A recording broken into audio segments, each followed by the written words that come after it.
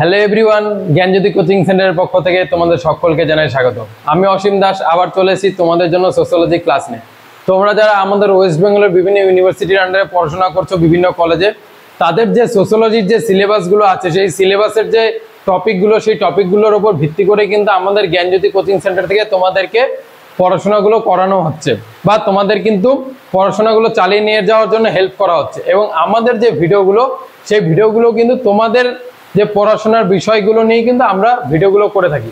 যারা আজকে প্রথমবার আমাদের ভিডিওটা দেখছো তাদেরকে বলবো অতি অবশ্যই আমাদের চ্যানেলটা সাবস্ক্রাইব করে দেবে এবং পাশে থাকা বেল আইকনটা প্রেস করে দেবে। তাতে তোমাদের পড়াশোনার যে যাবতীয় যে আমরা ক্লাসেসগুলো দিই, সেই ক্লাসেসগুলো আমরা যখন দেবো বা ভিডিওগুলো আপলোড করবো, তোমরা কিন্তু তখন নোটিফিকেশন পেয়ে যাবে এবং তোমাদের কিন্তু পড়াশোনাগুলো চালিয়ে যেতে পারবে। ঠিক আছে? এবং তোমাদের জন্য একটা খুশির খবর দিই যে আমাদের জ্ঞানজ্যোতি কোচিং সেন্টারের পক্ষ থেকে কিন্তু তোমাদের জন্য অনলাইন ক্লাসেস এবং পিডিএফ আকারে নোটস কিন্তু আমরা প্রোভাইড করছি। ঠিক আছে? তোমরা যারা জ্ঞানজ্যোতি কোচিং সেন্টার এখনো জয়েন করোনি, তোমরা অতি অবশ্যই এখানে দেখো দুটো নাম্বার দেওয়া আছে 6295916282 এবং 7076398606। এই দুটো নাম্বারে তোমরা আমাদের সাথে যোগাযোগ করতে পারো। যোগাযোগ করে তোমরা কিন্তু আমাদের জ্ঞানজ্যোতি কোচিং সেন্টারে জয়েন করে তোমরা তোমাদের পড়াশোনাটা আমাদের জ্ঞানজ্যোতি কোচিং সেন্টার থেকে করতে পারো। এবং তোমাদের যে কলেজে যে যাবতীয় বিষয়গুলো আছে, নোটস পত্র থেকে শুরু করে পড়াশোনার সবকিছু কিন্তু আমরা তোমাদেরকে কিন্তু হেল্প করব। ঠিক আছে? তো দেখো, আমি আজকে সোশ্যোলজি যে টপিকটা নিয়ে তোমাদের সাথে আলোচনা করব। তোমরা দেখবে তোমাদের সিলেবাসে এই টপিকটা আছে। ঠিক আছে? সেটা হচ্ছে কি, ভারতের পঞ্চায়েতি রাজের প্রয়োজনীয়তা।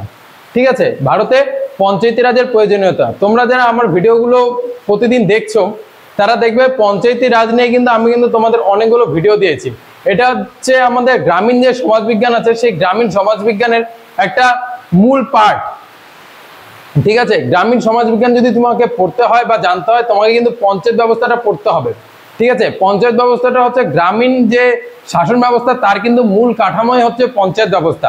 তো গ্রামের ব্যাপারে যদি তোমাকে জানতে হবে বা গ্রামীণ সমাজবিজ্ঞান ব্যাপারে যদি তোমাকে পড়তে হয়, তোমাকে কিন্তু পঞ্চায়েত ব্যবস্থাটা পড়তে হবে। তো এই পঞ্চায়েত ব্যবস্থা দেখো, এই যে পঞ্চায়েত ব্যবস্থা, আমাদের ভারতের যে পঞ্চায়েত ব্যবস্থা, তার কি প্রয়োজনীয়তা সেটা নিয়ে আজকের ভিডিওটা।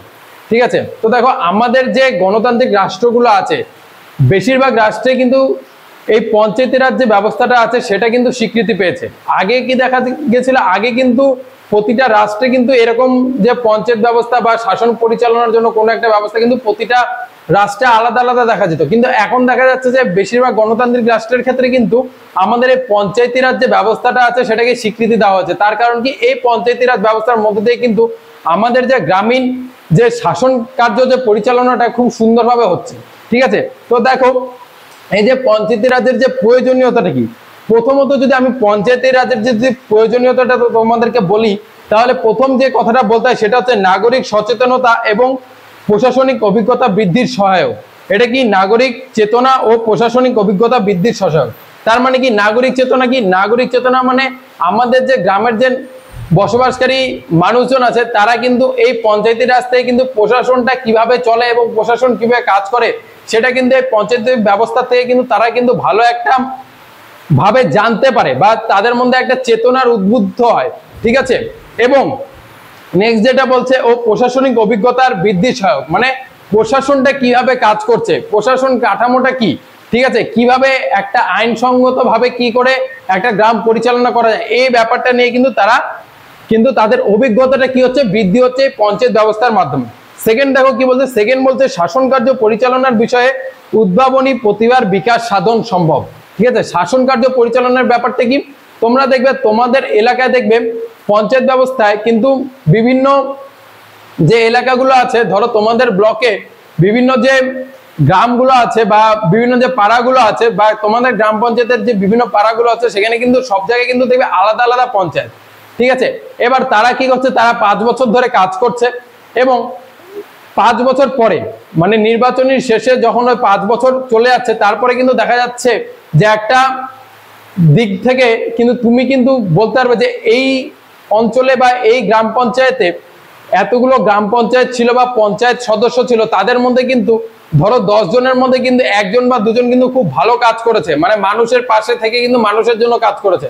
ঠিক আছে? দেখবে তাদের কিন্তু তারপরের বার কি করা হয়, পঞ্চায়েত সমিতির জন্য কিন্তু নির্বাচনের জন্য দাঁড় করানো হয় বা জেলা পরিষদে দেওয়া হয়, কারণ তারা কি তাদের যে কাজ করার যে অভিজ্ঞতাটা সেটা কিন্তু অনেক ভালো মানুষের কাছে, ঠিক আছে। এইভাবে কি হয়, তাদের শাসন কার্য পরিচালনার ক্ষেত্রে কিন্তু তাদের প্রতিভার বিকাশটা ঘটে, ঠিক আছে। তারপরে দেখো কেন্দ্রীয় ও রাজ্য সরকারের চাপ হ্রাস। এটা কি, এখন যদি তোমাকে বলা হয় যে কেন্দ্র সরকার বা রাজ্য সরকার থেকে, মানে আমাদের দিল্লির থেকে বা আমাদের কলকাতার থেকে তোমাদের এলাকাকে পরিচালনা করবে, সেটা সম্ভব না, সেটা অনেকটাই দূর হয়ে যায়, মানে ডিস্টেন্সটা অনেকটা হয়ে যায়।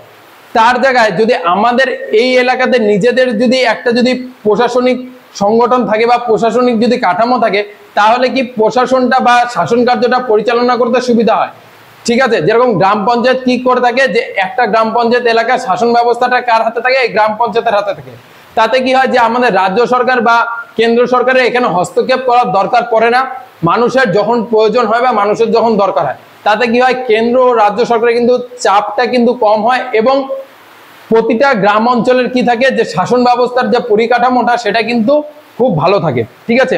তারপরে দেখো কি বলছে, পঞ্চায়েতি ব্যবস্থাতে ব্যয়িত অর্থের বৃহৎ অংশ গ্রামীণ জনগণ থেকে আসে, তাই তারা মিতব্যয়িতা ও ব্যয়পরায়ণতা মনোভাব প্রকাশ করে। এই জিনিসটা কি, এই জিনিসটা দেখবে যে আমাদের যে গ্রাম পঞ্চায়েত গুলো থাকে সেখানে কি হয়, আমরা কিন্তু বিভিন্নভাবে ট্যাক্স পে করে থাকি, তাই না। যে একটা যে গ্রাম পঞ্চায়েত, তাদের আয়ের মূল জায়গাটা কোথায়, যে তার এলাকায় যে মানুষগুলো বসবাস করে, যে পরিবারগুলো বসবাস করে, তাদের থেকে কি হয়, তারা কিন্তু একটা রেভিনিউ কালেক্ট করে বা একটা কর নিয়ে থাকে, ট্যাক্স নিয়ে থাকে, এবং সেই ট্যাক্সের টাকাটা কি হয়, সেই গ্রাম অঞ্চলের যে উন্নয়নের কাজে কিন্তু ব্যবহার করা হয়, ঠিক আছে। বিভিন্ন রাস্তাঘাট তৈরি, নিকাশি নালা তৈরি, ঠিক আছে, বিভিন্ন মানুষের কোনো প্রয়োজনে সেই টাকাটাকে কি করা হয়, ব্যবহার করা হয়, ঠিক আছে।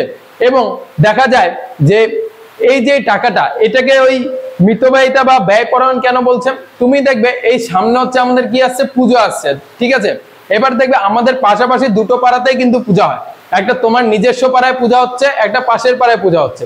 এবার তোমার নিজস্ব পাড়ার যখন পূজা হচ্ছে এবং তোমার বাড়িতে যখন চাঁদা কালেক্ট করতে আসে, তখন কিন্তু তুমি দেখবে তুমি কিন্তু তাদেরকে হচ্ছে চাঁদাটা বেশি দাও, কারণ সেটা হচ্ছে তোমার নিজের এলাকার।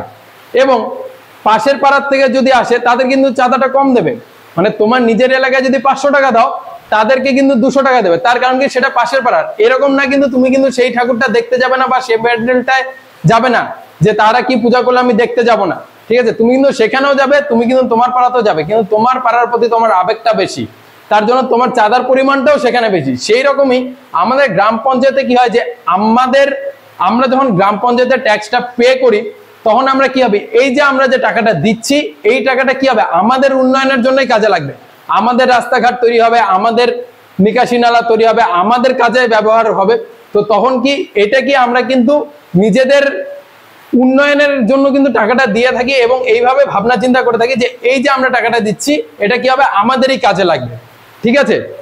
এবং নেক্সট যেটা বলছে সেটা হচ্ছে জনগণের প্রতি সদা সতর্ক দৃষ্টি রাখা। এবার তুমি দেখবে যে কোনো একটা জায়গায় যদি তোমার গ্রামের কোথাও একটা কোনো ইনসিডেন্ট ঘটে যায়, ঠিক আছে, কোনো অ্যাক্সিডেন্ট হলো বা কোনো একটা ইনসিডেন্ট হলো, ঠিক আছে, সেখানে কি আমাদের রাজ্য সরকার থেকে, কলকাতা থেকে কি কোনো প্রশাসনিক লোককে কি তখনই তুমি পেয়ে যাবে, বা আমাদের কেন্দ্র সরকার দিল্লি থেকে কি কোনো লোককে তখনই তুমি পেয়ে যাবে, তাদের আসতে তো সময় লাগবে, তাই না। কিন্তু দেখবে তোমার পাড়ায় যদি কোনো একটা অ্যাক্সিডেন্ট হয়, তোমার পাড়ায় যদি কোনো একটা ইনসিডেন্ট হয়, তাহলে তোমার পাড়ার যে গ্রাম পঞ্চায়েত যে সদস্য আছে বা তোমার যে প্রধান আছে, সে কিন্তু তৎক্ষণাৎ তোমার কাছে পৌঁছে যায়, ঠিক আছে। তুমি যদি তাকে একবার যদি মানে খবর দাও, সে কিন্তু তৎক্ষণাৎ পৌঁছে যায়। তাতে কি হচ্ছে, এই যে এই জিনিসটা, যে মানুষের প্রতি সদা সতর্ক দৃষ্টিটা কি হচ্ছে, গ্রাম পঞ্চায়েতের জন্য মানুষের উপরে কি এই দৃষ্টিভঙ্গিটা আছে, যে কারোর যদি কখনো কোনো প্রবলেম হয়, তাহলে কিন্তু তৎক্ষণাৎ কিন্তু যে মানুষের কাছে একটা প্রশাসনিক একজন মানুষ বা প্রশাসন কিন্তু পৌঁছে যাচ্ছে তাদের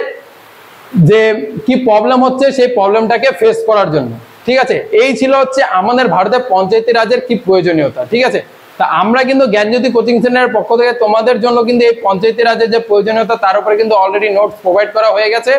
এবং আমাদের যে জ্ঞানজ্যোতি কোচিং সেন্টার থেকে যে অনলাইন ক্লাসেস গুলো দেওয়া হচ্ছে, সেটাও কিন্তু আগস্ট মাস থেকে শুরু হয়ে গেছে। তোমরা যারা এখনো জ্ঞানজ্যোতি কোচিং সেন্টারে জয়েন করোনি, অতি অবশ্যই এই নাম্বার দুটোতে ফোন করো এবং কথা বলে তোমরা কিন্তু জ্ঞানজ্যোতি কোচিং সেন্টার অতি অবশ্যই জয়েন করো, ঠিক আছে। দেখা হচ্ছে নেক্সট ভিডিওতে। আজকের মতন এখানেই শেষ করছি। Thanks for watching, thank you.